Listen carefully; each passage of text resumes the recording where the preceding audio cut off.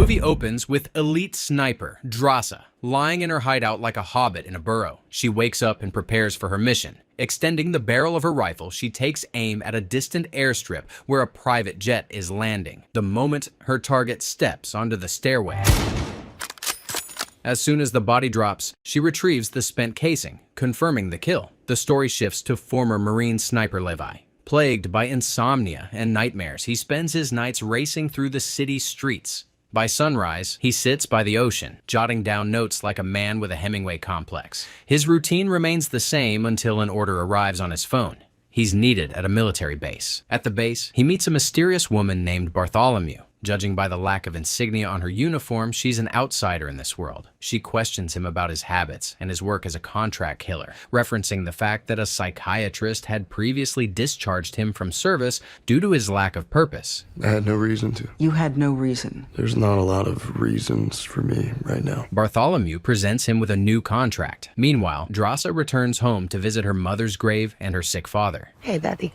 She shares details of her latest mission and hands him the empty bullet casing. Her father keeps these as trophies in a special bag, a silent record of her kills. She confesses that a security camera caught her in action, and now her superiors in Moscow are ordering her to lay low for a year in a special assignment. But there's a problem. Her father is terminally ill. He won't survive another year. And if he does, he plans to play Russian roulette on Valentine's Day to be faster than illness. By September, Levi wakes up from anesthesia inside a helicopter. A female pilot confirms his identity, collects his belongings, and gives him his next instructions. He'll need to trek 38 kilometers to the designated location. With a parachute strapped on, Levi follows orders, jumps, and makes his way across a rugged, picturesque landscape until he reaches a deep canyon blanketed in fog. Waiting for him at the edge is JD, the man he's here to replace. JD briefs him on the setup. On the western and eastern sides of the canyon, there are 2 autonomous observation posts, each powered by generators and solar panels supplied by different European factions. Each outpost is manned by a single person. Contact between the observers is strictly forbidden. Nearby, there's a small garden, and the forest is packed with more wildlife than Twitter has opinions. The main duty of an observer is to patrol the perimeter daily, checking the integrity of the fence, maintaining the automated machine gun turrets, replacing suspended mines, and repairing any breaches in case something or someone tries to escape from the canyon below. Once a month, there's a mandatory communication check on the only available channel. The perimeter is lined with signal masking antennas that send false readings to satellites, making the canyon invisible from above. JD also warns Levi that if the security system fails, or if something breaches the perimeter from below, an aerial alarm will activate, triggering stray dog protocol. If that happens, the only option is to run as far away as possible. Most of the equipment here dates back to the 1940s. After World War II, the West and the USSR made a secret agreement, so secret that even presidents aren't aware of it, to guard the canyon's exit against what they call the Hollow Men.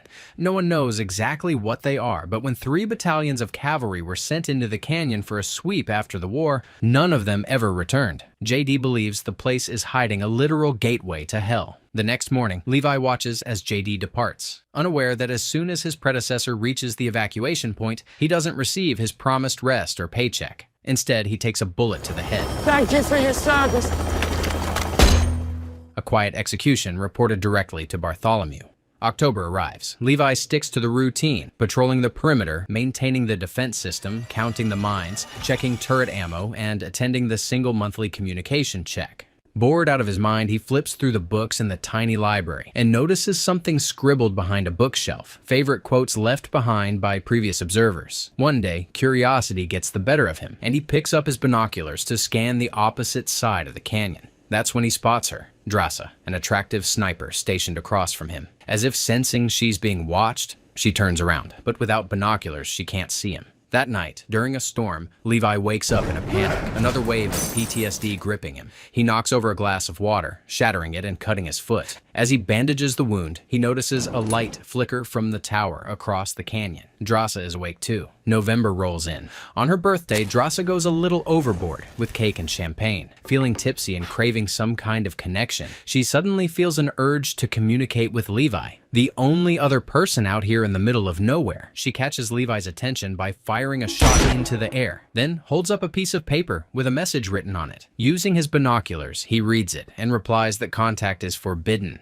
but he can't resist the challenge. He raises a bottle of potato moonshine, toasting to her health. Their little celebration continues. Feeling playful, Drasa turns on some music and dances, then pushes Levi to show off his sniper skills. She shatters his cup with a precise shot, daring him to return the favor. He shoots her bottle in response. Smirking, she raises the stakes, balancing a second bottle on her head. But before Levi can take the shot, searchlights suddenly activate beneath his tower, scanning for movement. Leaning over the railing, he spots disturbing creatures crawling up the canyon walls. Without hesitation, he opens fire. A mine detonates, sending several attackers plummeting into the abyss. Drasa quickly joins in, activating the heavy machine gun on her tower. They nearly wipe out the wave of creatures when one of them climbs onto her balcony. She spins around and starts shooting, while Levi provides cover fire with his turret. Explosions from the mines send shrapnel flying, hitting Levi's shoulder, but the automated turrets kick in, mowing down the remaining creatures. The attack finally dies down. As Drasa patches up her wound, she looks across the canyon and thanks Levi, calling it the best birthday she's ever had. The next day,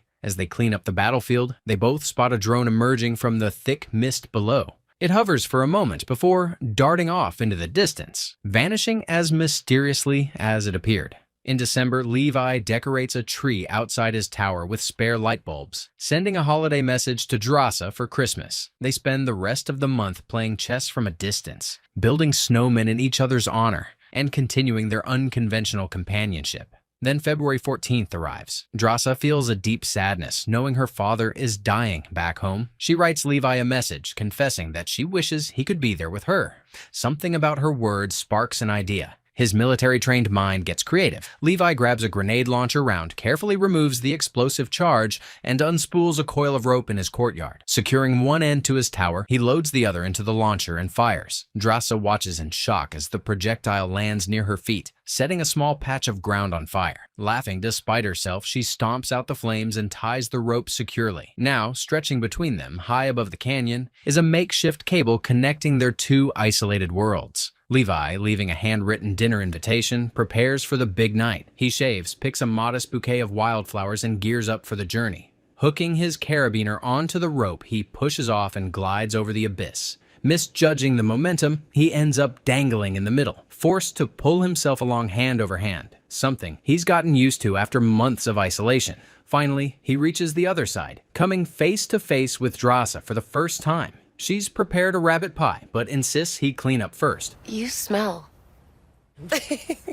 Handing him clothes left behind by past watchmen. Once freshened up, they share a meal, talking about their fathers, their work, and the past that led them here. The evening flows into dancing, which seamlessly turns into something more intimate.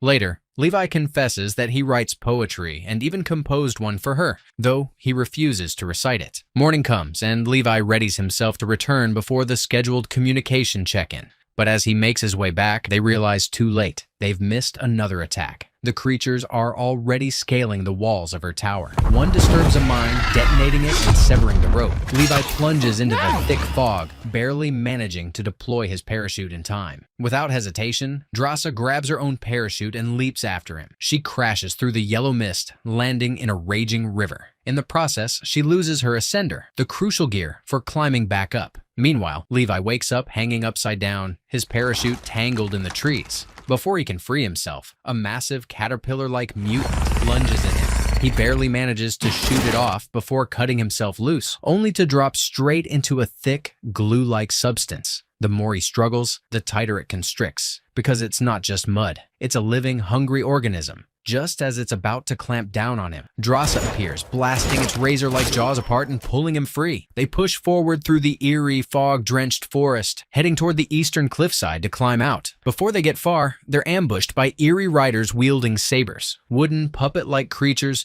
resembling the twisted offspring of Pinocchio. Fortunately, bullets work just fine on them. Mid-fight, Drasa realizes she's lost her ascender. Without it, scaling the 500-meter rock wall is impossible. Their only option now is to find another way out. Examining the fallen attackers, Levi makes a grim realization. They were once human, soldiers from the missing battalions, trapped here for nearly 80 years. They continue through the cursed forest where gnarled trees resemble frozen, tormented skeletons. Eventually, they emerge into what looks like an abandoned military base. Tattered flags of Britain, the USSR, and the United States flap weakly from the flagpoles. The cracked asphalt hints at an earthquake long past. Stepping into a church, they find pews lined with skeletal remains, evidence of people who had once sought shelter here, only to meet their end. The skeletal remains scattered across the pews tell a grim story. Judging by the traces of cyanide, the people here took lives. As Levi and Drasa move deeper into the building, they're suddenly attacked by spider-like creatures made entirely of skulls. Before they can recover, the doors burst open, and the Hollow Men storm in, adding to the chaos. Realizing they're outmatched, the two blast a hole in the wall with a grenade and escape before the situation creates a hole in them instead.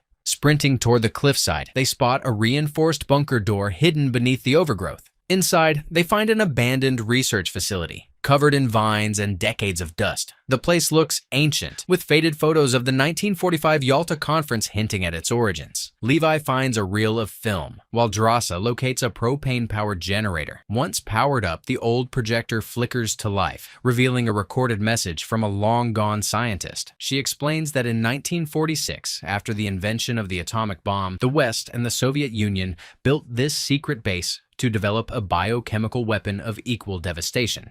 However, a sudden earthquake led to a catastrophic leak, contaminating everyone in the valley. The inhabitants fused with plant life, becoming carriers of a deadly biological plague. The scientist notes that while exposure to the gas isn't immediately fatal, prolonged contact will alter a person's DNA permanently. Levi then notices something unusual. Amid the outdated tech, there's modern equipment from a private corporation called Dark Lake, suggesting the site was recently reactivated for study. He pieces together the meaning of Protocol Stray Dog. If security is compromised, an automated sequence will trigger a nuclear warhead, wiping out everything in a 4-kilometer radius. Time is running out, and the two prepare to leave before the contamination worsens. But as they step outside, they realize the mutants aren't as mindless as they seemed. Drasa's bag of ammo is left lying in the open, a clear trap. When she tries to grab it, a noose tightens around her leg. A skeletal rider yanks her into the mist. Levi fires at the rope, but the momentum carries Drasa into a gnarled root, knocking her unconscious. Without hesitation, he chases after her, tracking her captors to a massive missile silo, belching toxic red smoke. Inside, Drasa wakes up, tied up in the lair of the rider. Not a copper construct, but something more like rotting oak. Wasting no time, she kicks him off balance and struggles free. A brutal fight erupts, but no matter how hard she fights, the mutant only seems to enjoy it. Just when things turn grim, Levi arrives, putting a bullet through the creature's skull. Escaping the silo, they come across a massive, earthquake-damaged missile, one of the very weapons that caused the valley's contamination. They navigate through a grotesque, flesh-covered landscape, stepping carefully to avoid disturbing the pulsating mass beneath them. But Drasa missteps, her foot sinking into the tangled mess of organic webbing. She thrashes, getting stuck as the grotesque hive stirs to life. Levi slashes at the tendrils with his saber, but this only triggers an aggressive response. Thinking fast, Drasa fires a grenade into the writhing nest, igniting the entire mass in a burst of flames. As the mutant horror burns, the two take off before anything else awakens. On the surface, they find an old garage filled with ancient military vehicles. Levi quickly forms a plan. If they can power up a jeep and use its winch, they can climb the cliff without the missing ascender, racing toward the eastern wall. As Levi secures the cable, Drasa fends off approaching monsters with her rifle before jumping into the driver's seat and slamming the gas. The jeep begins crawling up the vertical rock face, defying physics like a Skyrim horse. But the Hollow Men aren't giving up. They climb after them, scaling the cliff and rope with unsettling speed. Locking the gas pedal down with a crate, Levi and Drasa fight them off, knocking their gnarled bodies into the abyss. Levi nearly slips, but manages to cling to the ledge, his gun punching a hole in the fuel canister below. Gasoline rains down on the creatures, and he ignites them with a flare. Flames consume the mutants. But the jeep doesn't escape unscathed. The fire spreads, forcing the duo to cut the winch and climb the last stretch on their own. At the top, Levi patches up Drasa's wounds, and they finally have the conversation they've been avoiding. What happens after this? Both know their superiors won't let them walk away. Drasa suggests running, but Levi argues that would only delay the inevitable. Others would take their place, and the valley's horrors would remain. There's only one way to end it. They have to destroy the Gorge. Using a grappling gun, Levi secures a line across the chasm, making his way back to his post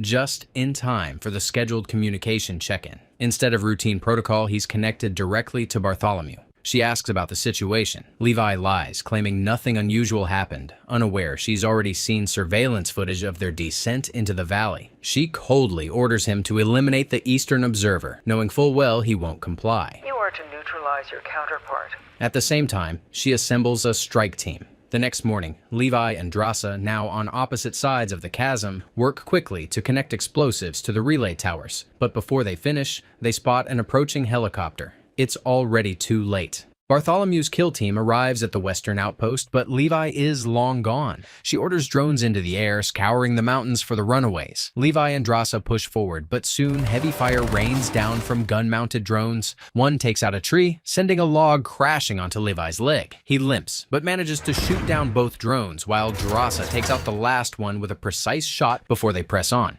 Reaching their target location, they set up their final defense. Bartholomew, meanwhile, inspects Levi's abandoned quarters. Behind the bookshelf, she finds hidden messages from past observers. One, scrawled by Levi, catches her attention. Buddha's words: 3 things cannot be long hidden: the sun, the moon, and the truth. Before she can process the warning, Levi and Drasa pull the trigger, detonating the charges on the relay towers. The explosion rips through the mountains, setting off a chain reaction along the perimeter. One by one, the towers collapse, eliminating the satellite jamming signals and exposing the valley's existence to the outside world. As the final tower goes down, an air raid siren wails through the mountains. The stray dog protocol has been triggered. Bartholomew and her mercenaries scramble for the helicopter, desperate to escape as the failsafe nuclear bomb detonates. Fire erupts from the valley, swallowing everything in its path. The shockwave slams into their aircraft, sending it spiraling into the cliffs. Levi, barely keeping ahead of the blast,